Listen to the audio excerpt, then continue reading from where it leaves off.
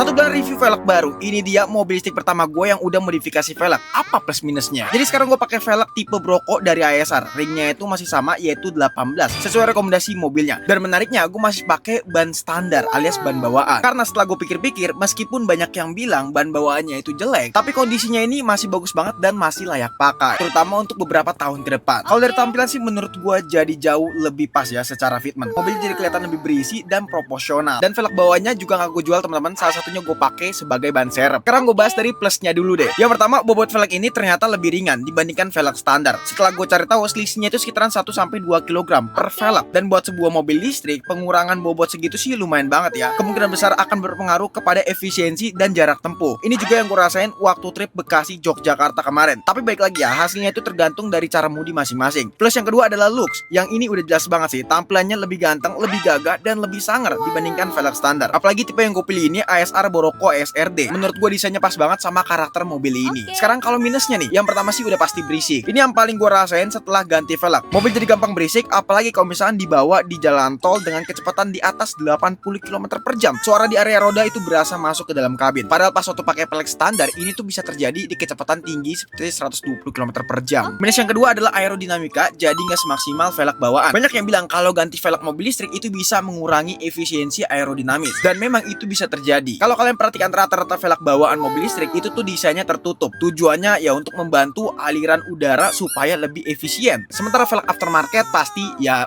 kayak begini desainnya.